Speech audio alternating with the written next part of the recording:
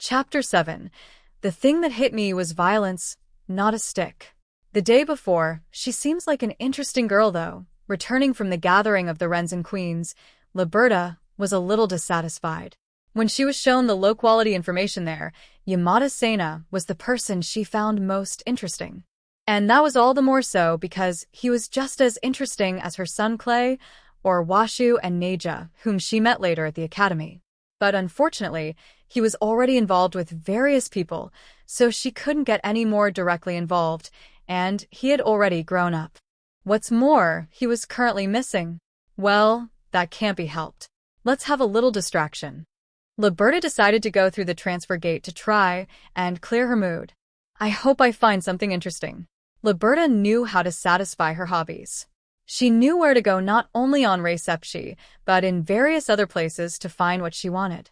It could be people or things, but Reception was a place where many people with a wide variety of hobbies gathered, and there were many who had used up their budgets and taken their own belongings or things from home to sell for cash, so there were quite a few hidden gems. Sometimes, mere junk turned out to be national treasure class relics, so for a connoisseur like Liberta, Reception was truly a paradise of hidden treasures. It's almost time. After wandering around and picking up lots of loot, Liberta relieved her stress, then transferred it all to the museum and headed off to a certain location. What? No contract extension. Maimu was crying out in despair to a producer at an entertainment agency. That's the policy from above. Well, we'll continue to accept submissions, so keep up the good work. The interview with the Princess of Jurai and the first footage of the new Godly Knight got a lot of views, right? That's why I gave you a special bonus, right? The producer's response was lukewarm. No, because, in your case, I'd like you to have a more stable track record. We don't want you to be a one-hit wonder. Well, good work. Come again if you need anything. And so, Maimu was denied an extension of her contract and spent the evening in a nearby park. That's when Liberta showed up. Ah, there you are. Well then, let's go. Huh? What? Liberta approached Maimu and, without asking, picked her up and started walking briskly. After that, she approached Kamako, with Maimu still on her back. Maimu had her eye on the financial building where Kamako was based after receiving information from the Wrens and Queens. It was a standard route for Liberta's people searches. Now this is getting fun. Thus, with Maimu and Kamako both meeting Liberta's criteria of looking interesting, she returned in high spirits to the museum. The present. The limousine carrying Liberta, Maimu, and Kamako started moving from the transfer gate stop and passed through the large main gate that came into view at the end of the ramp. After driving for about 30 minutes through beautiful nature, with waterfalls and lakes visible through the trees of the forest, the limousine arrived at the port where the museum was docked. Gate 115. As the limousine entered the ship, a huge central gate came into view. It was a magnificent sight that even Kamako, who had seen many extravagant ships belonging to royalty and nobility, found it breathtaking. Carved out of huge stones, combining different colored stones, and lined with a dozen or so gates carved with various techniques and diverse motifs, it was truly fitting for a ship to be called a museum. Kamako looked up at the gates one by one as she passed by and let out a breath of admiration. Passing through the gate, they traveled along the outer perimeter of the ship on a cobblestone road lined with trees. The scenery was magnificent, reminiscent of an ancient city, not to mention its size. And it was probably the gate designated by Liberta, as the limousine turned off the road into a side street, passed through a gate with a relief of a woman, and entered a circular building. Seeing the gate and the shape of the building, Maimu sat up, having been exhausted until then, and stared at it. After entering through an entrance lined with stone pillars covered in ivy, they came to an entrance the size of a large gymnasium, where numerous statues were lined up haphazardly in what at first glance seemed like a warehouse. Ah. When Maimu saw this, she seemed to have noticed something and let out a cry of surprise. Come on. Urged by Liberta, Maimu and Kamako headed toward the central aisle. The large, unadorned corridor felt more like a corridor-like warehouse than an exhibition space. On both sides, paintings, costumes, decorations, and other miscellaneous items were lined up in the cramped space. Ah, that's it. Kamako finally understood why Maimu had raised her voice. Everything displayed there was related to Rei Sepchi's dancers. Thinking back, the relief on the gate and the building were modeled after Rei Sepchi and its theaters. And once her attention was focused there, she realized that the statues displayed at the entrance were related to the dancing girls. It was only natural that Maimu, the daughter of Maiko, would be interested in the exhibits there. No way, something like this. Maimu just muttered those words and continued to stare at the hanging paintings in silence until her feet suddenly stopped in front of one particular painting. What? Kamako was intrigued by Maimu's behavior and peeked at the painting from over Maimu's shoulder. It was a fairly large painting, depicting a stage scene from one of the oldest theaters in Rei Sepchi, which Kamako also knew. There was only one person, a dancing girl, depicted from behind, and it was a rather plain figure, perhaps to show the scale of the stage. However, Maimu was drawn roughly, and her attention was fixed on the person, who was difficult to identify. Come on, let us move on. Huh? Yes. Urged by Liberta, Kamako followed her, though she was reluctant to do so due to Maimu's condition. It's amazing. This is the first time I've seen so many pieces on the theme of Rei Sepchi. This ship contains things collected over the course of 20,000 years. 20,000. That long. When Kamako heard that number, she understood the results here. It took time to gather such a large collection of items based on a single concept. But she never imagined that the woman in front of her had collected them all. This is a collection of objects that have embodied the emotions of many people, both famous and unknown. The emotions of people, that is the history I want to convey, my purpose, and my hobby. People's emotions. Perhaps my Musama was in the painting earlier. I think she felt something, even if it was just an ordinary painting to other people. There was silence for a while after that. The moment she heard Liberta's words and became aware of them, the hallway turned into a kind of time tunnel. It felt as if the passion of the artists imbued in the paintings, sculptures, and decorative objects had taken shape and was speaking to Kamako. Ugh. Kamako frowned slightly. The enthusiasm and sadness of the Rei Sepchi dancers' hearts were conveyed as something dense. But that was merely Kamako's impression. Maimu, standing there trembling, must have been feeling different emotions than Kamako. But because they were concentrated into one theme, they existed there as something incredibly dense, shaking Kamako's sensibilities intensely. Phew. The moment she left the rather long corridor, Kamako was released from the dense space and breathed a big sigh. Beads of sweat were forming on her forehead, and she felt mentally exhausted. At the end of the passage was a dome-shaped rest area that was slightly larger than the main entrance. There were several entrances to the passages around it like the one seen earlier, and this seemed to be the center of them all. Come on over here. Liberta urged Kamako to sit on the sofa in the lounge. The two female butlers who had come to greet her earlier approached and poured cold tea into glasses on the table. Kamako was thirsty due to her nervousness, so although she felt it was a little indecent, she gulped down about half a glass in one go. Ho. She couldn't help but sigh, but the cold tea helped her calm down. This is for you. Once Liberta had seen that Kamako had calmed down, she gave instructions to the other female butler. She then placed a tray with a jet-black bracelet on it in front of Kamako. Credit ring. It was a plain bracelet with no other decorations, with only the name and design of the financial company engraved in gold letters on a jet-black background. But if Kamako's memory served her right, it was definitely a top-ranked black credit ring officially issued by Rei Sepchi. However, it was not something that could be given to just anyone. It was a ring of a rank that even Sansui and the others could not possess. This is for me. The word inappropriate was the perfect word for it, and Kamako gulped and stared at Liberta, seeing that it was not something that Kamako should have in her hands. You sighed in that place, so that's something you need, right? Once you complete the procedure at the specified place, you can use it however you like up to the limit. The upper limit.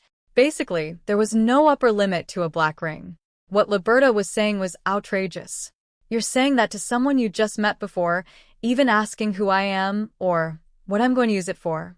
It seemed unlikely that someone who had been set up like this could be committing fraud. However, there was the possibility that they may be involved in some kind of outrageous national-level conspiracy. Hehe.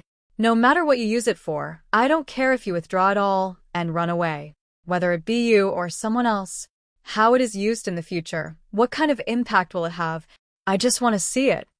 You just want to see it. She was speechless.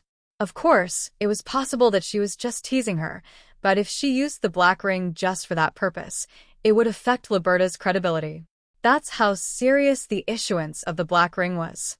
Of course, counterfeiting it could result in the maximum sentence. Could it be the hobby you mentioned earlier? If so, that's too much. People often say that I'm being unreasonable, you know? But I have an eye for people. After seeing what's happened so far, I understand what kind of person you are. Even if you say that much, we've only been together for a few hours. That's good enough for me. No matter what she said, she would smile unwillingly. If she was a con artist, she was top-notch. She could be a spy from another country who was trying to cause chaos in Renza. But Reception was certainly a place where these kinds of crazy hobbies, the kind you'd find in stories, gathered. But Sansu Salma and the others need this. At worst, she'd be caught or be humiliated. Whether or not you use it is up to you. Just keep it as a talisman. Liberta's words were the final push. I understand. I'll be grateful to borrow it. After meeting with Liberta, Kamako was sent back to the transfer gate at the end of the line. Kamako finally felt free and relaxed. She felt as if she had been tricked by a fox or a tanuki, or that she had encountered a parade of demons. She and Maimu had only parted ways in that passage, but from the looks of things, she would probably continue staring at that painting for a while. More importantly, I'm sorry to bother you when you're busy. There's something I want to confirm. She then contacted Sodia, the friend she had met earlier. What? Hey. As soon as she showed her the ring she was wearing to explain, Sodia's monitor went black and only audio was displayed. Sodia? Is there a communication problem? If the ring is real, you can use the direct teleportation route, so go and see for yourself. Sodia's tone was a little angry, but then she quickly lowered her voice and continued. And let me warn you, don't tell anyone else about this. Not even Mahaku. Don't tell anyone else. Got it? And I didn't see anything. Got it? Forget that you contacted me. With that, communication was terminated. So, Sodia? Seeing this unusual behavior, she reflexively stopped her hand that was about to reconnect the call. She suddenly looked back and saw a large ship anchored on the other side of the hill. Kamako calmed down a little, and I guess I'll just have to go and see. Muttering that, she entered the transfer gate using the black ring as a key. Welcome back, Kamako.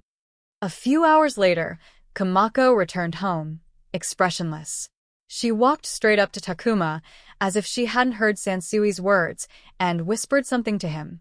Takuma's face instantly turned pale. Sansui, I'm sorry, but I'll have to borrow Kamako-san. Takuma said curtly, and the two headed for the reception room. It seems that something has happened. The fact that she took Takuma with her, it's probably something she can't tell us about due to financial reasons. Sensing the unusual atmosphere, Ratsuka also said to admonish Jiki and Sansui. There's no need to worry. I understand. Because Sansui was forced to do work for his brothers that couldn't be made public, there were things he couldn't tell Ratsuka, Jiki, or Kamako. This was definitely one of those stories. Entering the reception room and activating her shield, Kamako finally breathed a sigh of relief. There were a few tears in her eyes. Are you okay? Please sit down. I'll bring you some tea. Takuma stopped Kamako, who was about to say something, and took out a metal bottle of cold tea and handed it to her. When Kamako was preparing the tea for guests, she would bring a glass along with it, but when it was just a close group like Takuma and his friends, it was okay to just drink it straight from the bottle.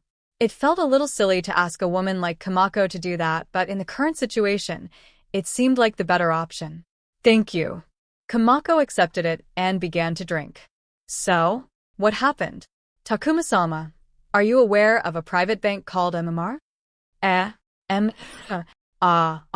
For a moment, Takuma looked puzzled and didn't understand what it meant, but then the name suddenly reminded him, and his face turned pale. Hey, wait a second. Where did you get that name? After double-checking that the shield was activated, he still seemed uneasy as he leaned close to Kamako and spoke to her in a low voice. Actually, Kamako explained in as much detail as she could about what had happened up to that point. Wow. Seriously? Takuma looked unusually flustered and held his head.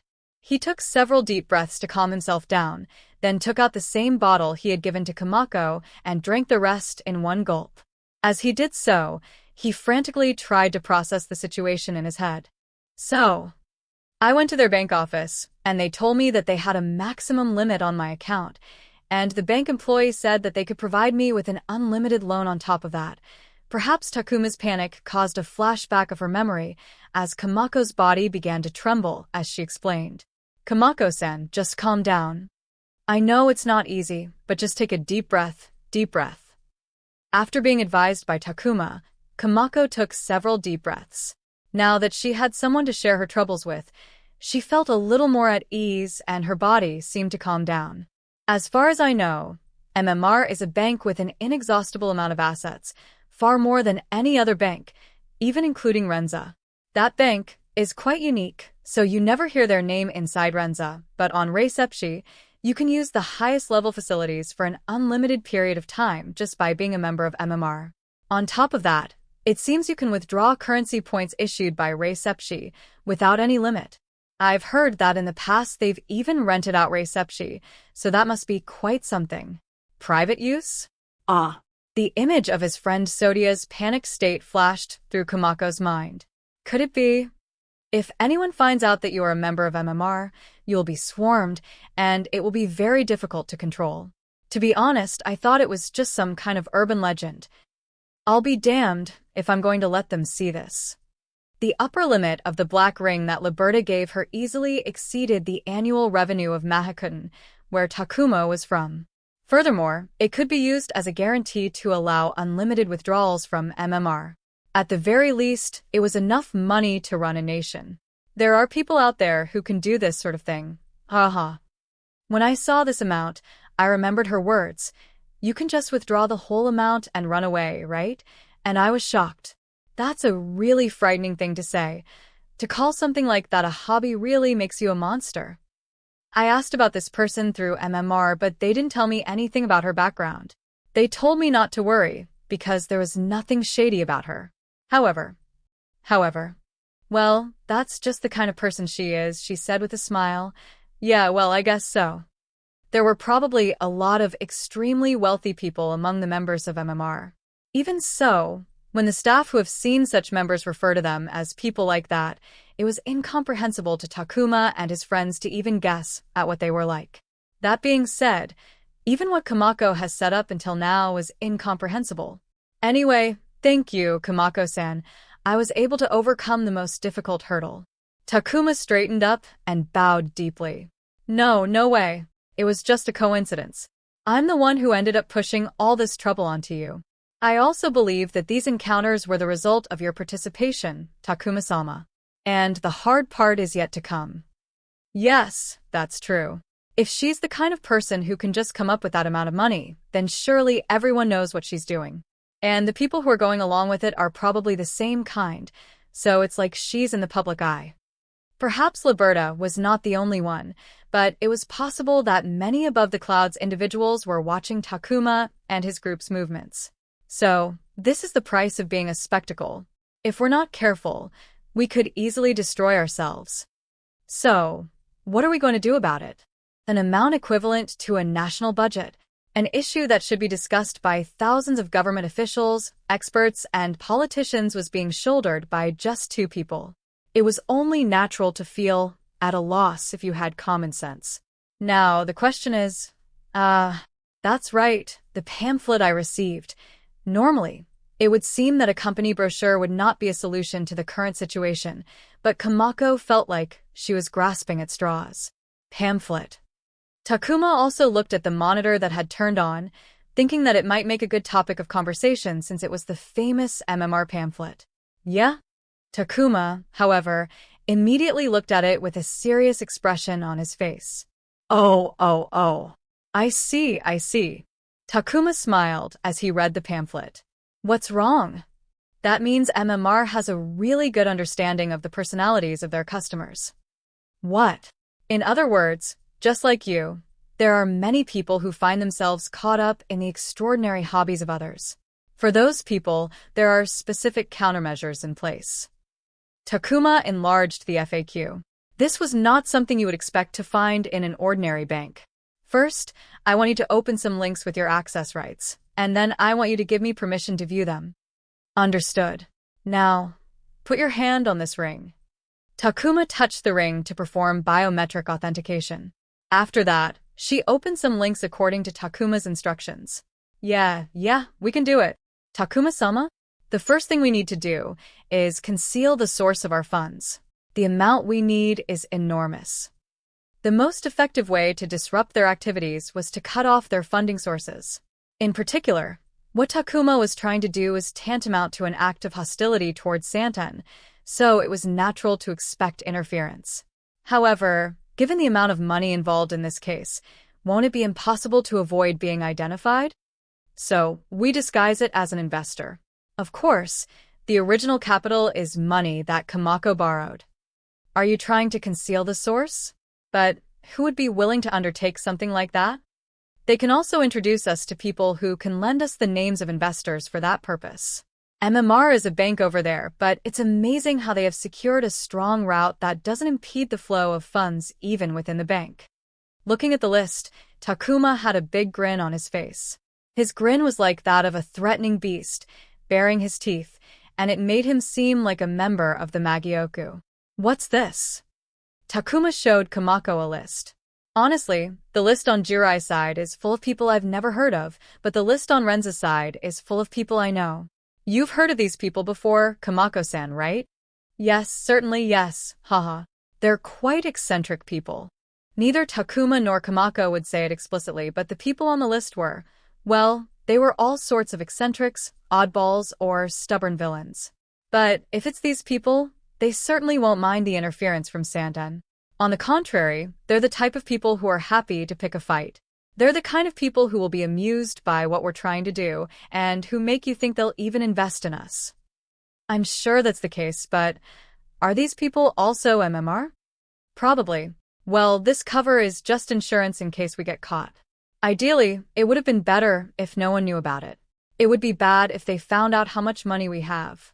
So we'll have to cover our operating expenses with our own personal assets. Then I'll just do it as usual, right? That's right. Basically, you can think of this matter as being out of your hands, Kamako-san. From now on, each of us will have a secretary, but I'd like to ask Kamako-san to continue as Sansui's secretary. I've got it. Kamako seemed genuinely happy to be relieved of her responsibilities. Just Takuma's expression became a little stern. One thing that worries me is that friend of Kamako-san's. What do you think? She was the only person who knew that Kamako had come into contact with MMR. There is a confidentiality agreement, and I think it is unlikely that she would leak any information, but with Santen involved, I honestly don't know. It was really thoughtless of me. No. If you don't know, that's the natural response. I'd rather hire her as my financial secretary. Yes, that might be a good idea. I'll get her in touch with you right away. After Kamako left Liberta's museum, Maimu had been staring at the painting until she was shown the ridiculous numbers on her MMR account. She didn't move a muscle, and just stared as if she had forgotten to blink. But tears were flowing endlessly from her eyes, and the tears were running down her cheeks. Are you curious about that picture? Watching Maimu from a distance, Liberta naturally spoke to her, trying to sense her mood. Maimu tried to speak, but could only move her mouth slightly. She understood what Liberta was asking, but she couldn't form any words, as if she had forgotten how to speak. The artist of that painting is... Liberta whispered softly to Maimu. Dancing Princess of the Wind. Maimu managed to squeeze out her voice as if she had been released from sleep paralysis. The artist of the painting was generally unknown, but her name was known to the dancers of Reisepshi. This was because the painter was nicknamed dancing princess of the wind, and only painted pictures of wandering dancing girls.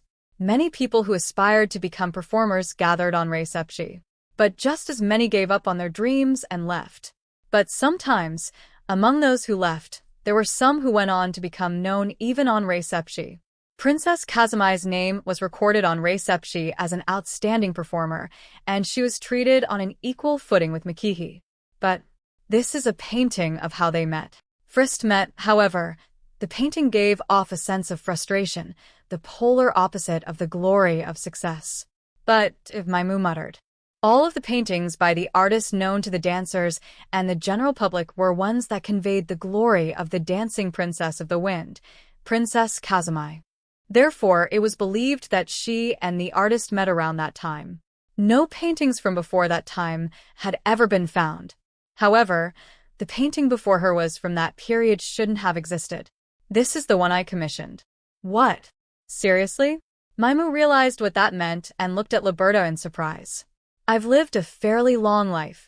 I've seen these children. What's here are my precious memories. To others, they may just be records, but I'm glad that you noticed the feelings that went into them. But, Maimu cried out in a sad groan. But all I can do is the funeral dance. It was a hushed cry, but it was a wailing voice. Her figure seemed to overlap with that of the dancing princess in the painting. Liberta gently hugged her from behind. Then you should go find someone. Someone who can listen to your lament. Someone who can share your pain. There's no way I could find someone like that. I don't deserve that. The tears flowed endlessly, falling onto Liberta's arms as she turned around to face her. However, she paid no attention to them and continued to hold Maimu in her arms. Hee. It seems to me that you've already come to a conclusion. Take your time and look at this painting until you're satisfied. There's plenty of time. At Liberta's whisper, Maimu slowly turned back to the painting. I see. Maimu was blown away by the wind. I see. In the reception boardroom, Ekishido Reception muttered with a look of happiness on his face, his eyes fixed on the documents. This is no laughing matter. What is the current situation? You should know that better than anyone else, right? That's what a dancing girl is like. She'll do whatever it takes to give the audience her best performance. This time, that purpose was outside of her. That's all. Those Mayheim are probably all useless now. By the order of Urikage, bring them back immediately. The voice on the other end of the line was extremely irritated. Whether it fails or not, that is also the way of life of a dancing girl. You can't get in the way of that. You bastard, you have been given the power to dance. You should not leave it to others, but step onto the stage yourself. Don't regret those words. With that, the call was cut off, and Ekishido snorted softly in exasperation. That girl is a talented dancer. She will return to the stage when she is ready. She should be more careful not to mess up her own performance than worrying about others. As if such a thing were a minor issue, the speed of Ekishido's administrative work continued unabated.